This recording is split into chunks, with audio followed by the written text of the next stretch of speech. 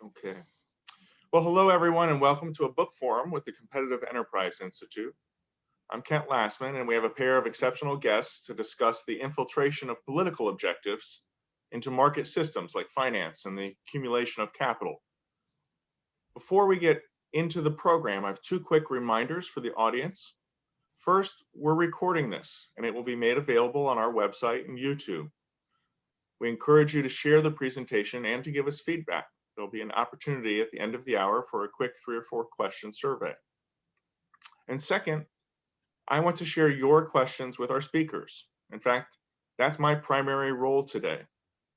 I encourage you to use the Q&A function found at the bottom of the screen or to send me an email at events@cei.org. We'll make sure to get in as many questions as we can during the second half of the program.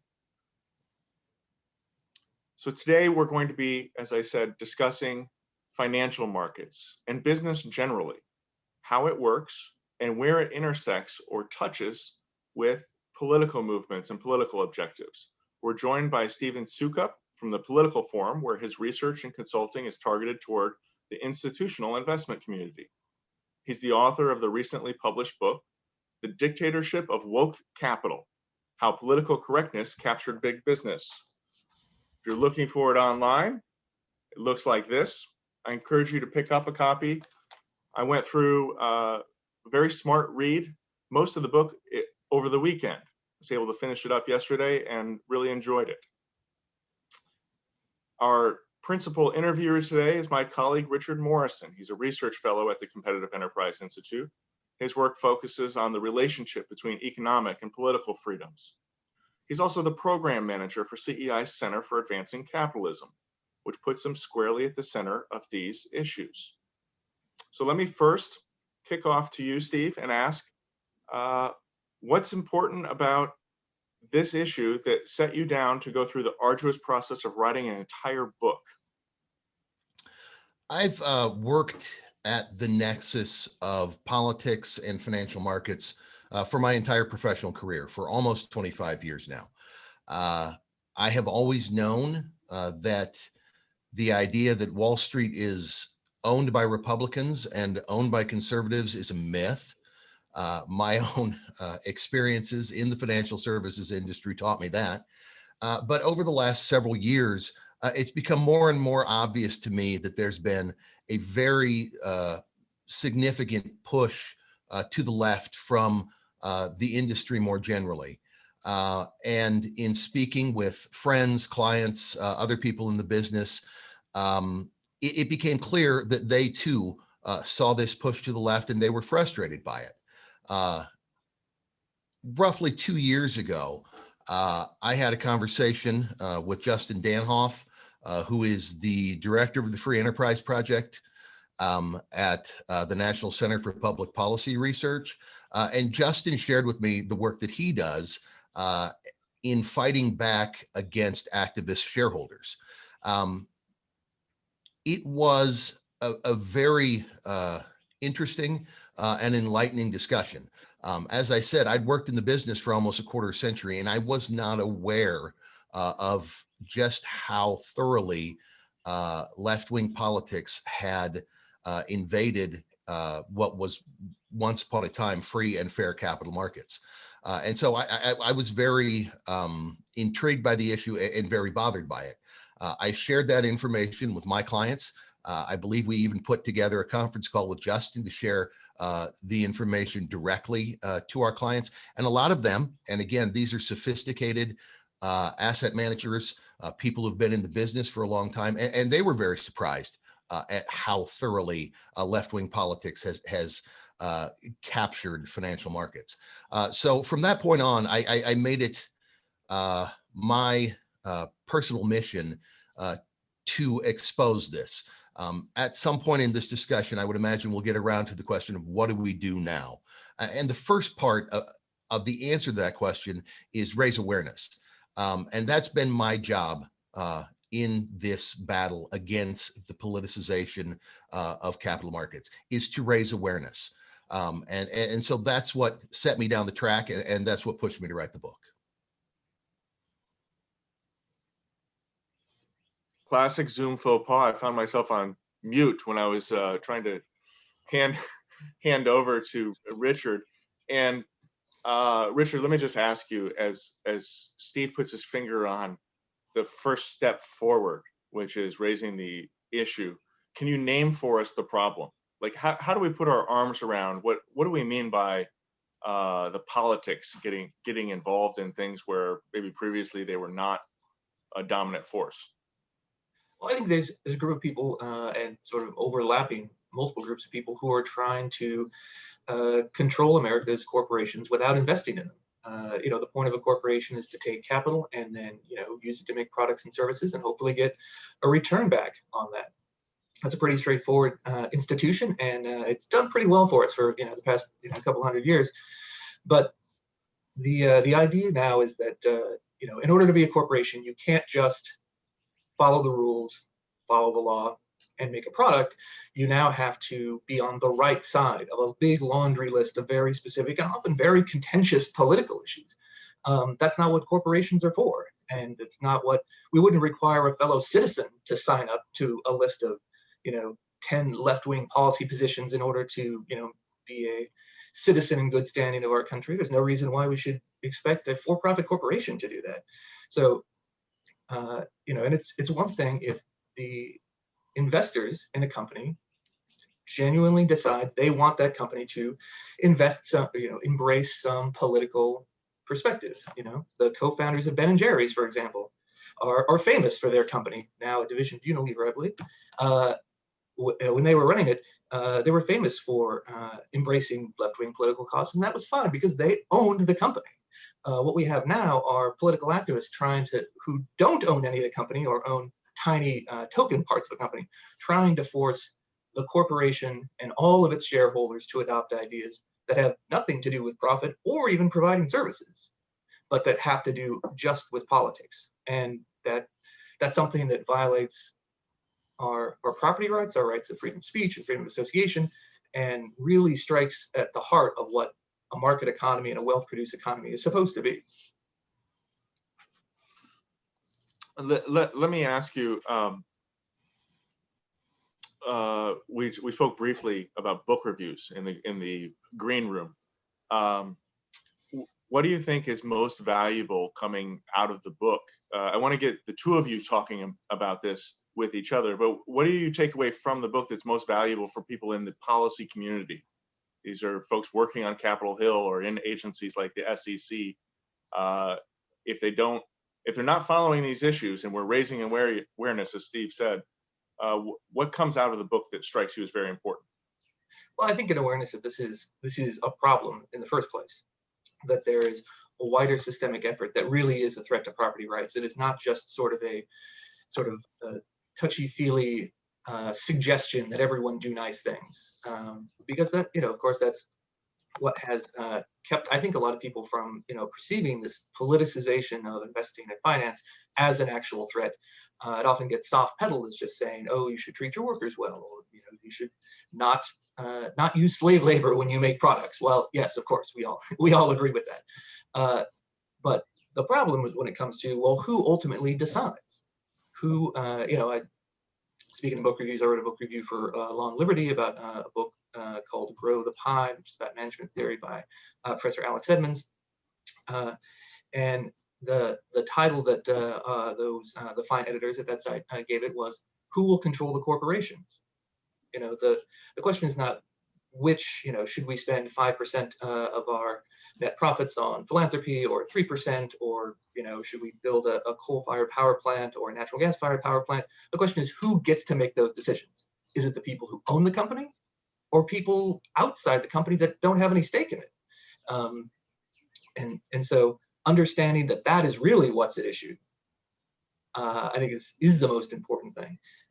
And secondarily, because today was this morning at 10 a.m. the Senate Banking Committee had a confirmation hearing, and it may be even still going on now because they're going through 2 rounds of questions with Gary Gensler, who's President Biden's nominee to be the new chair of the Securities and Exchange Commission. The question is, what policies is he going to push when he is presumably confirmed as chair, and are they going to go further in the direction of what we call environmental, social, and governance (ESG) policies and goals.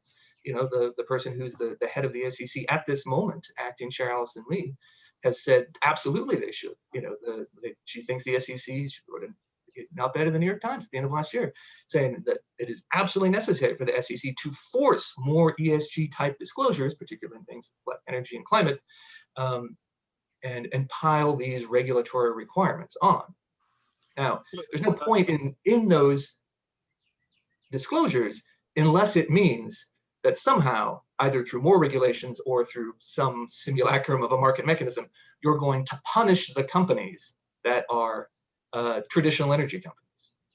Before we get down into the institutions of government, like the SEC and mandatory disclosures and things, Steve, you go through a lot of, there's this pair of acronyms, CSR and ESG, corporate social responsibility, and as Richard mentioned, environmental, social and governance questions. Could you explain for us, you've clarified what the stakeholder versus shareholder debate, which has been going on now for 5 decades. What is the G? Who gets to decide these questions when companies are making decisions about where to invest resources, where to engage philanthropically, how to organize the business itself? Before I get into that, I want to add one thing to what Richard just said about the message to government officials and bureaucratic officials. I would add the message that there are players in this game that don't care about you. They don't care about the SEC. They don't care about the NASD. They don't care about any of the government officials that make the technical rules. Their intention is to go around the government and to impose their own quasi governmental regulatory regime on the financial markets. In fact, that's taking place at this moment with help from Klaus Schwab and the World Economic Forum and Michael Bloomberg and his little creation SASB, and so it's I would warn government officials that there is a very serious and very concerted effort on the part of players outside of government to usurp the power of the people, including the power of the administrative branch and the bureaucracy. So I would add that. Now, as far as ESG goes, the idea basically is that activists, be they activist shareholders or external activists, want to be able to make these decisions for corporations themselves. They don't want the board of directors to make these decisions. They don't want the managers to make these decisions unilaterally. They want to be involved. And the way that they're involved is that they want to either punish, remove, replace managers and directors or change company bylaws in order to meet their specific political ends. If, for example, a manager chooses, a CEO chooses to invest the company's resources in a political campaign by donating money to the Republican candidate that he thinks will win and that will be able to aid the company as a senator, for example. There are a lot of these activists who don't want that to happen. They want the company to have to disclose this information. They want to be able to punish the managers who make that decision. And they're very aggressive and very serious about what they intend to do. And for either of you, are these, you're talking about forces from outside of government. Sometimes it's activist shareholders, which would be with publicly traded companies. So typically we're talking about large companies. But do these ESG pressures affect companies of all sizes? Do they affect companies in all industries? Do they affect public and privately held companies? Where is there a demarcation? Is there a line to draw around where this is most a problem or least of a problem? Right now, I would make the case that this is mostly a publicly traded corporation problem. I don't think that's necessarily the way that some of these activists want it to play out in the future. In fact, just a couple of weeks ago, Larry Fink, the CEO of BlackRock, which is really probably the biggest force in this movement right now, made a statement sort of offhand at a conference that he was at, that he doesn't want the SEC getting involved in their ESG practices. He doesn't want the SEC or the government more generally to pay attention to them and to worry about writing regulations for them. He would much prefer the government focus on privately held companies. Now, that's a double threat, not just to the government that we don't want you to mess in our sandbox, but also to privately held companies that what we do want is for the government to put you on equal footing with us. Right now, privately held companies probably have an advantage in that they can focus directly on their business, but that's not the way these activists want it to play out going forward. Yeah, and I would say that the traditionally financial regulation in the United States, under the SEC, focuses a lot more on publicly traded companies. There are a lot more disclosure requirements on publicly traded companies, which is why when anyone tries to write an expose of Koch Industries, they don't have as much, inside financial data to work with because it's privately held. The other thing, to the extent that this is a sort of PR war, and that activists are trying to sort of name and shame certain corporations that they think aren't going along with the program. The companies that are more vulnerable are, of course, the highest profile companies, but also consumer product companies. You can't boycott Raytheon, no matter how much you dislike them for making weapon systems, because they're not a consumer product company, and people are not going to pay attention to that. So there are companies that are in businesses that are more amenable to sort of being shamed, that are more amenable to boycotts and that sort of short-term negative publicity. So sort of on a tactical level, when it comes to certain activists or activist groups going after corporations, they're more vulnerable in that sense. Well, it seems that there's a whole nother dimension. I don't want to suggest that we're missing it. I think there's a discussion to be had. I'd love for you both to explain. It's not just the companies, but it's also all the relationships that they have. I remember a decade ago, kind of at the height of the in the wake of the financial crisis, the Wall Street, Occupy Wall Street movement, the height of that movement, there were people parading around and not boycotting, but holding signs and placards in places like Greenwich, Connecticut, in front of the homes of financiers and bankers. So this ESG movement, the question is not just so much who should make the decision about how to run the business, but what are the relationships that business can have, either with their suppliers or their vendors, or the type of talent that they can choose to hire or not hire. How big are the concentric circles? How far out does this reach? Maybe Richard first, and then we'll go to Steve. Yeah, I think one of the ways in which activists with ESG type goals try to make their influence felt is via these sort of relationships as they go outward. So there have been plenty of activist demands that a company only do business with certain suppliers. So often at times it even comes with, as our old friend and colleague Fred Smith would say, he made a point about businesses kowtowing to activist demands, even when they don't think they're reasonable, just in hopes of negative publicity going away. And he said, you don't turn a crocodile into a vegetarian by feeding him your leg.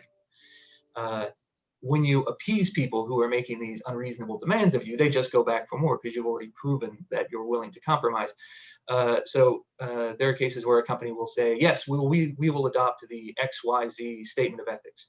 But then the same activist will come back 6 months later and say, well, what about all your suppliers? Have you forced all of your suppliers to comply with the XYZ statement of ethics too? And what about their suppliers? What about, everything on the second, third, fourth order from there?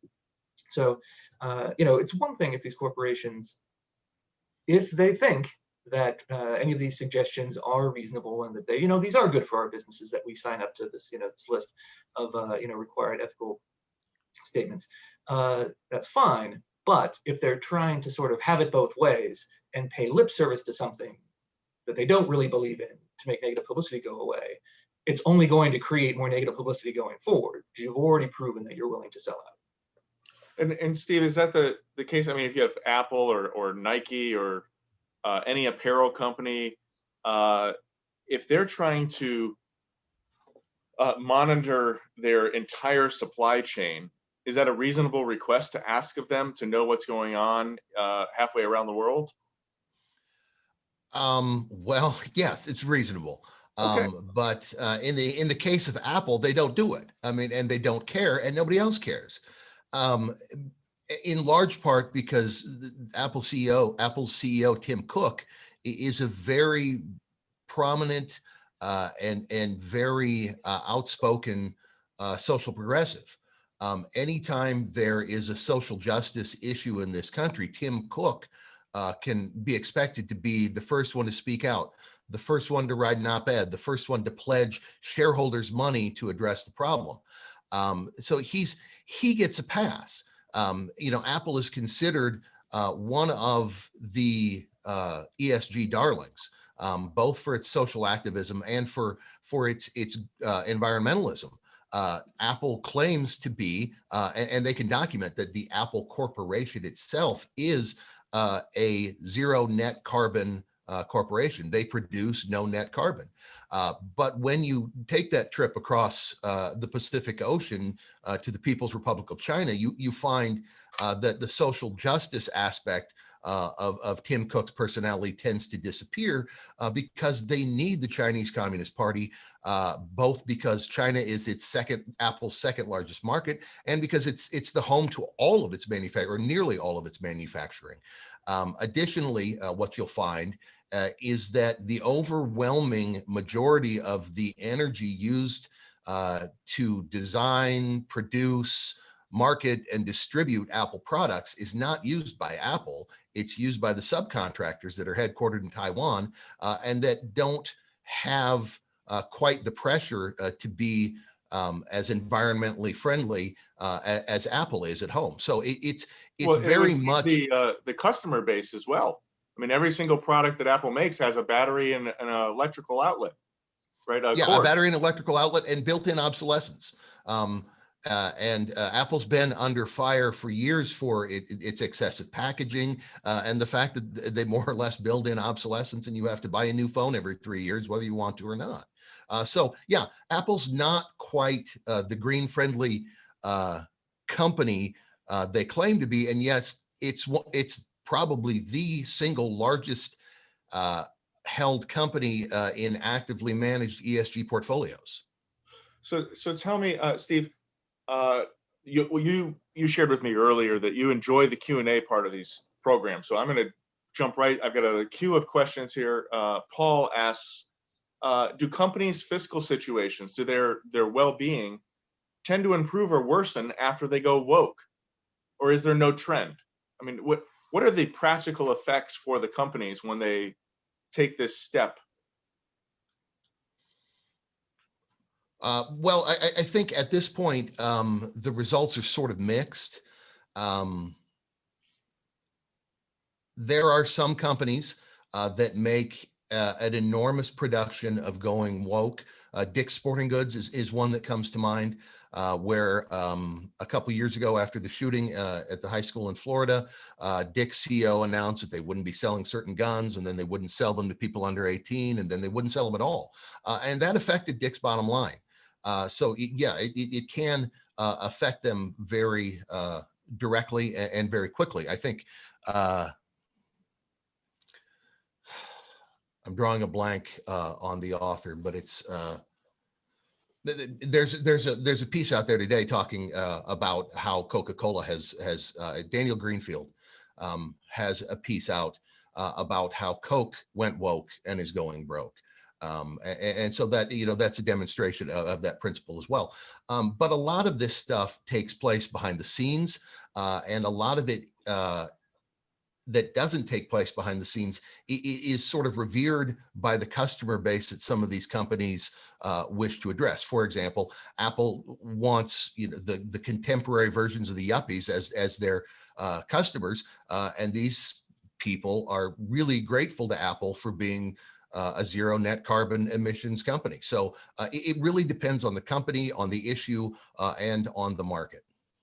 Now, Richard, is there an example of a company or an industry that you've identified that has stood up to the woke mob? This is a question from Nancy. How do those companies do when they fail to feed the alligator? Does that work out for companies? I mean, I think it certainly has in some cases. You have some industries that have long been on the outs with the social progressives that have nevertheless continued doing a good job. In some ways, you can see this in companies that really don't have a choice. So if you're ExxonMobil, you're never going to appease the environmentalists because the environmentalists want you simply to go out of business permanently forever and not exist at all. So there's no amount of appeasement that's really going to work there. And CEI has, famously agreed with some policy choices that big oil companies have made, disagreed with other ones. We have our own policy and principle when it comes to that, even though we've done a lot of work on energy and environment issues. But this would even seem self-defeating, right? So if I do not believe it's a good idea, it is a horrible idea to impoverish the world of energy. Mm-hmm. But if I wanted to put companies out of business that produce energy, putting ExxonMobil out of business is going to, in the marketplace, empower sovereign countries that are producing energy that I don't have any sort of oversight or transparency into. I don't know what the Saudis are doing. I don't know. Don't even get started on those Norwegians. Ugh, who knows? That's what I'm just saying. Who knows what they're doing up there? But this is actually I think this is a really important question. I sort of this in my notes to get to later, which is that some of these pressure campaigns against corporations, not only do we think they're bad policy, not only do we think they're bad for a market economy or do they undermine shareholder rights, but they're sometimes going against the long-term interests even of the progressives themselves, which is a little bit crazy to think, but it really is true. There's several people who have written in the past year or two, about specifically about putting pressure on oil companies, big traditional incumbent energy companies, and have said, what we want solar and wind and geothermal. We don't want oil and gas. Well, as you can alluded to, the most, the cheapest, easiest energy that you can provide is still fossil fuels. And so if you have poor people in developing countries who need energy, who want to have light in their small town or village for the first time ever, it is irresponsible and I would say immoral to force them to pay twice as much for energy that's less reliable when they could be getting affordable energy from traditional sources and the big traditional companies that are used to building them. But also, if you are looking towards innovation, if you are looking towards a company that has the history, that has the manpower, that has the brain power on staff, and that has the capital resources to finance the next generation of energy innovation, those are the big guys. Those are the big incumbent companies. All the big companies have huge investments in renewables. There's stories all the time in the industry press about that.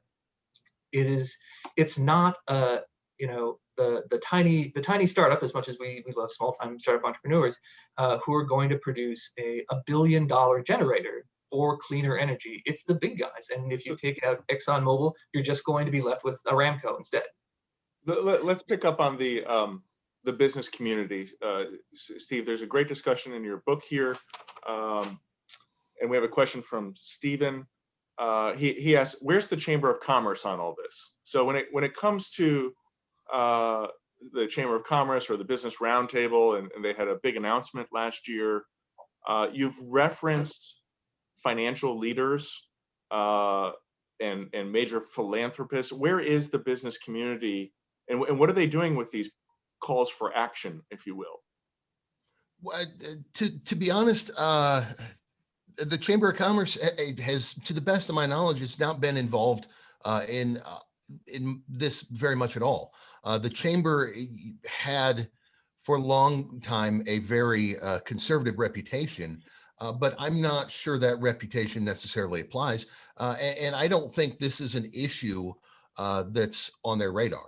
So I'm not sure that a lot of the traditional business trade groups and organizations are necessarily focused on this or believe that this is something that they should be involved in.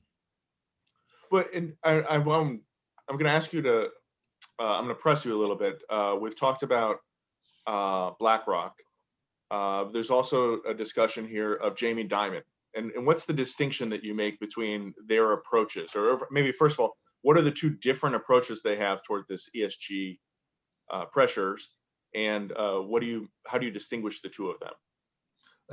In the introduction to the book, I distinguish them as between a true believer and someone in the position of St. Augustine, who's not a true believer and wishes to be made holy, but not yet. Lord, take away my sins, just not yet. Exactly. Lord, take away the $1 billion I've earned running someone else's company, but not yet. But yeah, that's Larry Fink, I think, the CEO of BlackRock, is very much a believer in the idea that he can leverage my money, your money, Richard's money, whoever has money invested in BlackRock funds. He can take our money and leverage it to achieve his political goals, and believes that by achieving those political goals, he can save business and save the world.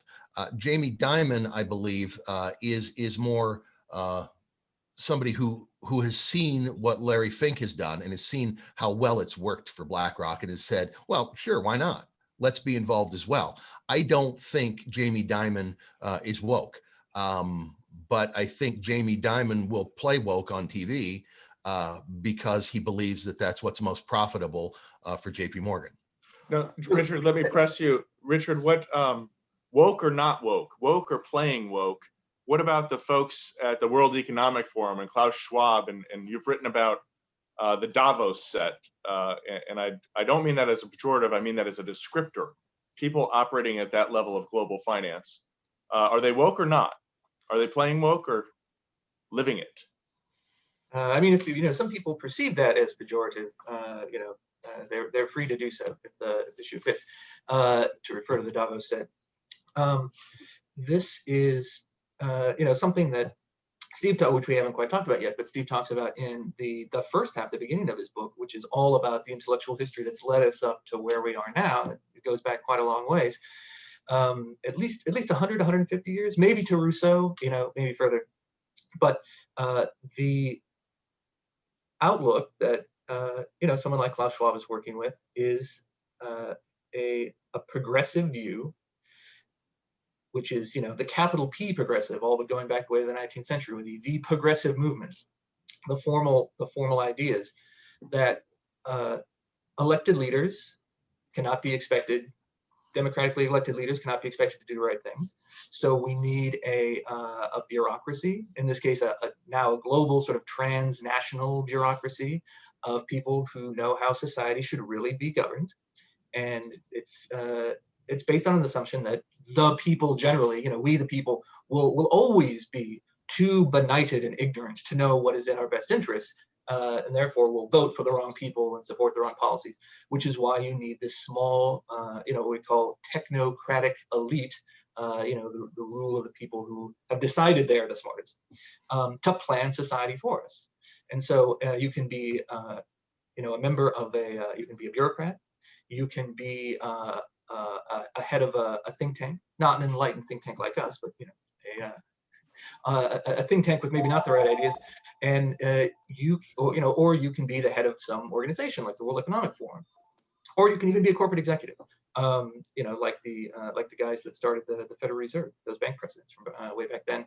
But his view and the Davos set's outlook is that society needs to be governed and improved by a small, technologically savvy set of people with smarter ideas than all the rest of us.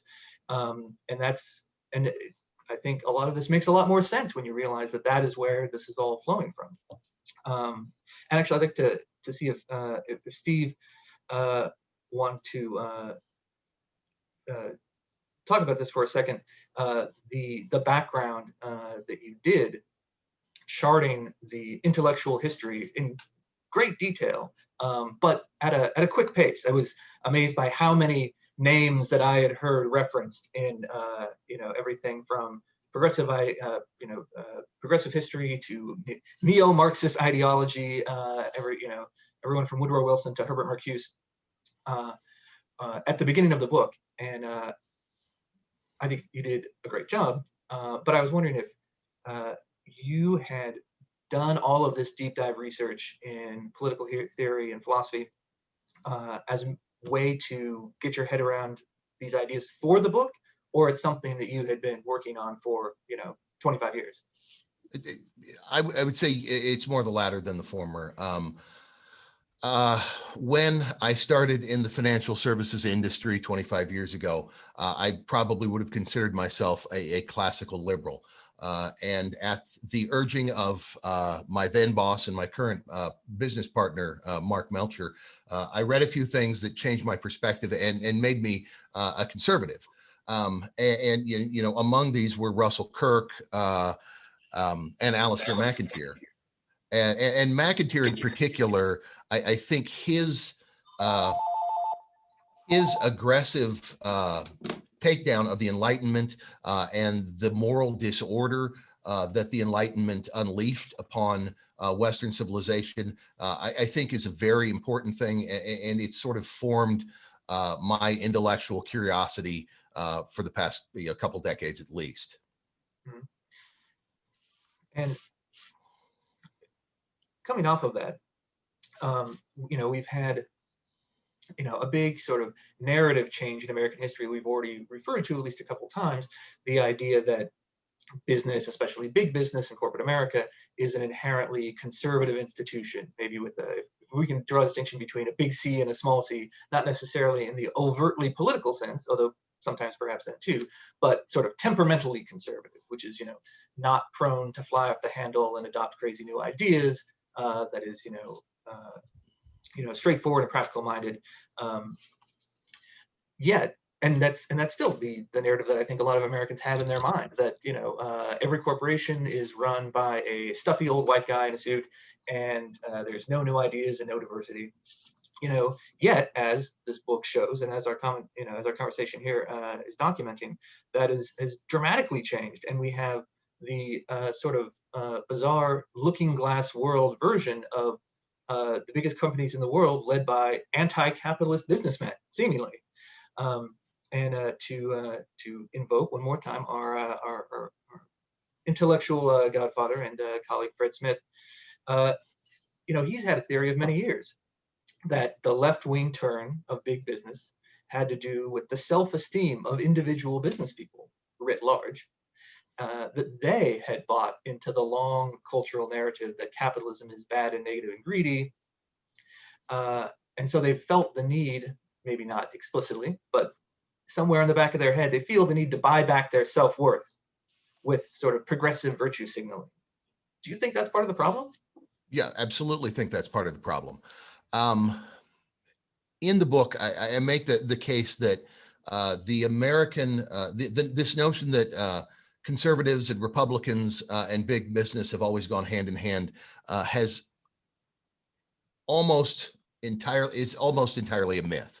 It has its foundations in the Great Crash of 1929, when the Republicans happened to be in charge of the House and the Senate and the White House at the same time.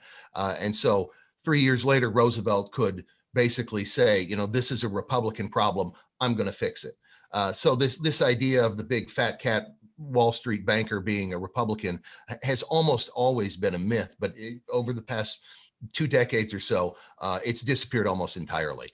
There are very, very few conservatives in the higher echelons of the big Wall Street firms, very few. And in large part, that's because of this cultural shift that you just noted. The two streams of intellectual history that I trace in the book, the first, the one we talked about, is this sort of administrative theme, this belief that started with Richard Ely and Woodrow Wilson, that society needs a professional class insulated from politics and professionally educated and trained to do the things that for society that the voters, the people, the masses are not intellectually equipped to do. So, that's one of the streams. But the other stream is the stream of the development of cultural Marxism, which starts essentially in the 1920s at the end of World War II and wends its way through the political institutions up until the 1960s, roughly, where these two streams meet. I devote probably half a chapter in the book, and I've probably not talked about it publicly at all because it seems so obscure. But in my opinion, one of the key people in this is a man named Dwight Waldo, who, unless you read public administration or took a degree in public administration, you probably never heard of. But Waldo, for longest time, the idea in public administration was that there was this distinction, this dichotomy between politics and administration. This is what Wilson wanted, and this is the way public administration functioned. It said that we are, administrators are a non-political, non-value oriented, positivist, scientific operation that is doing what's best for society based on these scientific administrative principles. Waldo comes along and says, hey, this is nuts. You cannot have a science of administration. There are values involved. You cannot take values out of this. When Waldo is generally taught in public administration, he's taught as a hero because he says, look, we have to put democracy back in this. We can't continue to have this value-free pseudoscience.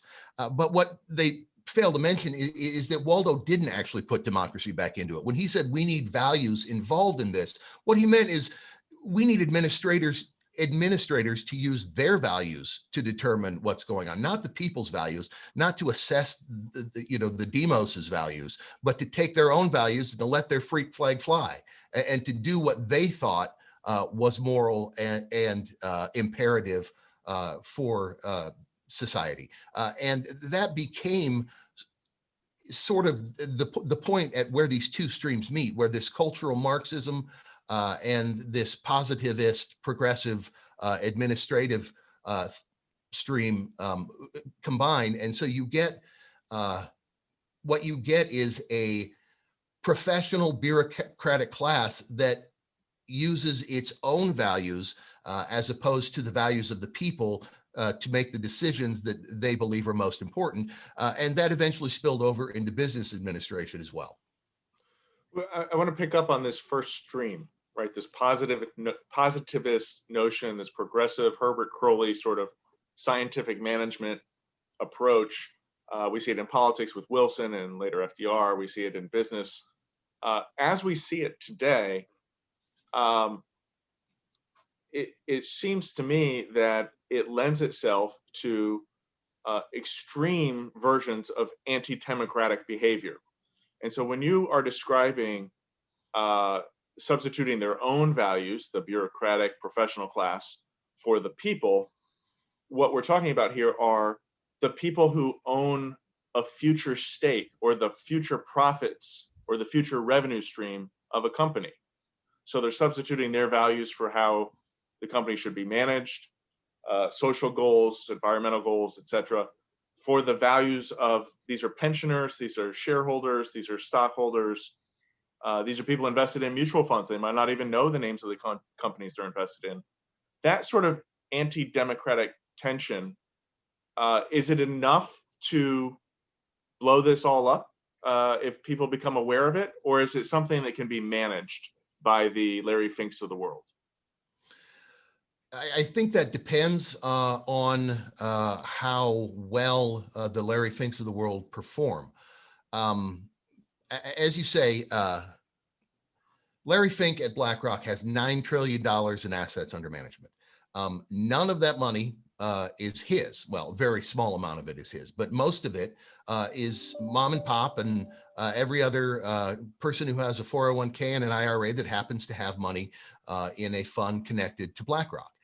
Larry Fink takes their money and the leverage that grants him and uses it to advance his own political ends.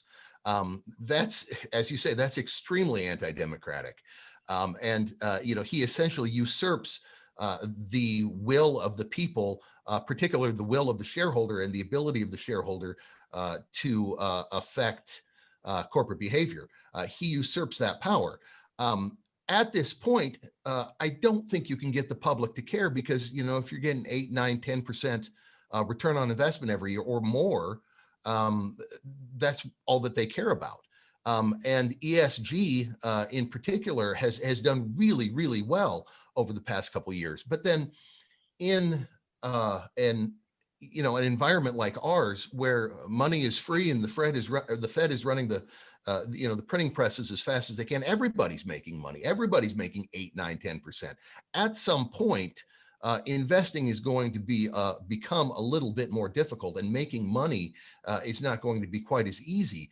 And at that point, I think we'll see just how willing people are to allow people like Larry Fink to exchange their political views for the people's need to save for their retirement or save for their future. It's almost as if you're describing we have a bubble growing in the market for ESG, the promotion of ESG values among corporate managers. There's a bubble because any sort of losses or gains that were not otherwise made are being papered over by other exogenous factors.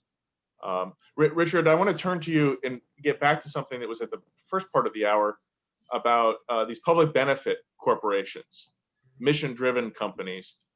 Some 36 states have laws that allow incorporation in this way.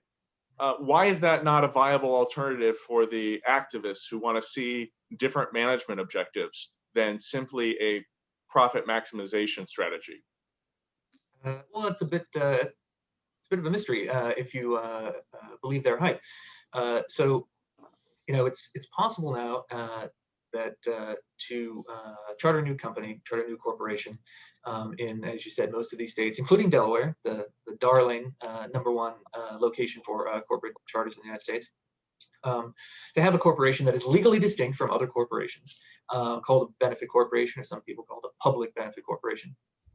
Which says that you will prioritize all these other stakeholders, not just shareholders, and so you can do what a lot of our ESG proponents claim you can't do with a traditional corporation, which is spend investor money on all this other stuff besides shareholder returns and dividends. Shareholders can't sue you for spending money on something other than them. It's famously happened in a 1909 court case that is the basis Dodge v. Ford, a lot of the shareholder primacy law today. So these laws should give you the opportunity to do that, and it's even possible in most states to recharter an existing corporation. If you want to go woke, if you want to embrace all these ESG ideas, you should be able to take even a large successful corporation and recharter it.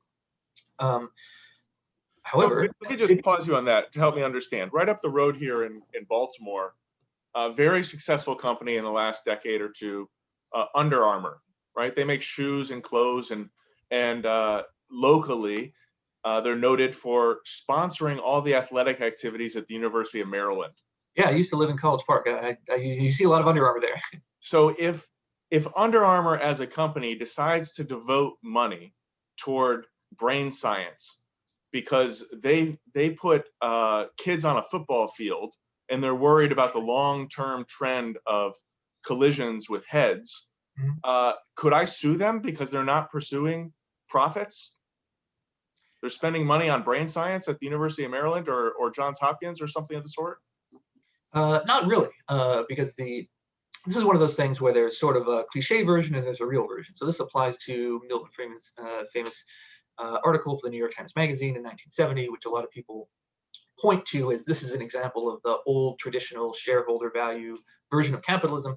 And a lot of people who refer to it, I suspect, have never read it, and sort of pretend that it is so strict and unyielding that it's 100% about corporate greed and nothing else. In reality, in American law, corporations have pretty wide latitude to spend money on all kinds of stuff. Courts are generally very loath to interfere in management decisions of corporations if the managers and directors can provide even the most face-saving version of an excuse. So Under Armour could easily say, well, by funding medical research on traumatic brain injuries, we will acquire a positive PR value, and people will like us and think we're a great company for doing that. And any court under what they call the business judgment rule, where they generally defer to management, will let that fly. It's very unlikely that a case like that would actually end up with Under Armour being sanctioned by a court for spending money on, quote, the wrong things, because it doesn't directly benefit shareholders. Let me bring you back for either of you. If we have these options, right? People can voluntarily take their companies public, or they can keep them private. We have options for how you organize your company. You could be a public benefit chartered company in many states, most states. Companies have the option to invest in philanthropic activities, as you're describing, whether it be study of brain injuries or other things that might be associated with the company's products or services. Why is it that the discussion that we had at the beginning of the hour, there are policymakers getting interested in this? Why is it the SEC thinks that we need to have more mandatory disclosures about ESG? Because under the current system, shareholders and managers still get to make the decisions. And the people who are most excited about more regulations, more laws, more required disclosures are people who aren't shareholders, aren't CEOs, aren't managers, and aren't board directors, but still want to control what corporations do and are allowed to do. I also think this goes back to, historically, to the anti-democratic nature of this whole administrative process. The people, particularly in government and in the ESG movement within capital markets, have decided that there are certain problems that are so important that they sort of supersede the will of the people. Climate change being the most obvious one that they use constantly, but also workforce diversity, things like that. They believe that these issues are never going to be solved by a democratic population or through a democratic system, and that they have a responsibility, therefore, to bypass that system and to take it into their own hands and to force this change on the nation, whether it wants it or not. Now, before I ask you for closing remarks, let me ask a quick question. We've talked a lot about advocates of different social goals, these ESG goals, and the way they've used shareholder or other processes to try to manage the companies that they're not responsible for managing. What about the inverse? What if I'm a consumer and I don't like to spend my money with companies that are woke? I want to spend my money with companies that provide excellent products and services, and that's what they focus on. How can I push back? What are the alternatives going the other direction? What sort of pressures are available for us? Well, I think the most important pressure that we have at our fingertips is the ability to engage. And this goes primarily to people who are involved in the capital markets or who are invested in various different ways. But customer service departments hate to get phone calls from irate customers. But investor relations departments at companies hate it even more. And corporate managers hate to have these things go public. And so there is an opportunity for people who are upset with the direction that a company is taking, or unhappy about the way that politics is seeping into corporate behavior, to push back. And that's essentially to reverse engineer what the activists on the other side have done. And that's to get involved, vote your proxies, don't allow the proxy advisory services to direct your vote, and take advantage of the leverage you have as a shareholder to push back. Richard, do you have closing remarks on anything that we've covered or failed to cover on these topics during the last hour? Yeah, well, I think we could probably go on for 8 or 12 hours and still not cover everything that's relevant to this book. So, but of course we respect the time of our many distinguished guests.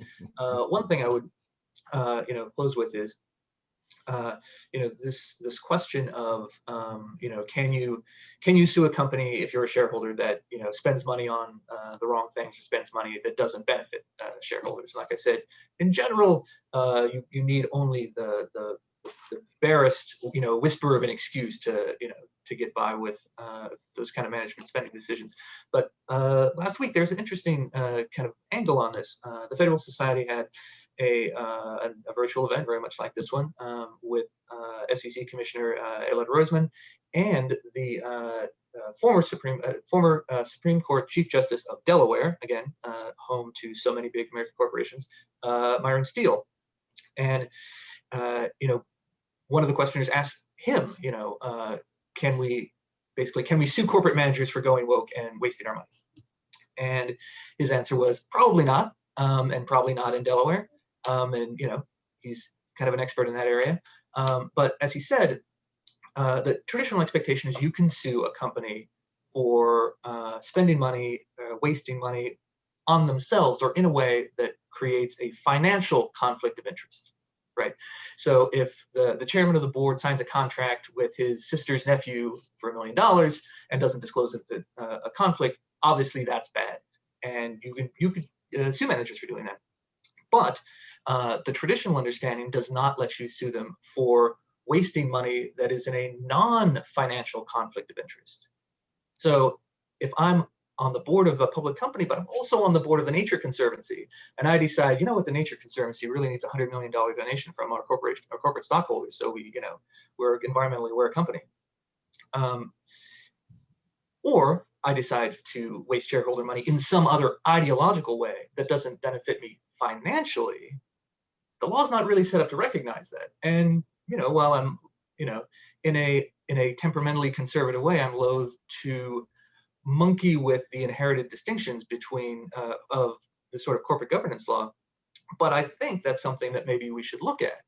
That in previous times, it didn't really occur to most people that a corporate executive would misappropriate money for ideological reasons that didn't benefit him personally. But we're very much in that era now. So that is one of the normally when we issue policy recommendations, they're normally something along the lines of don't regulate.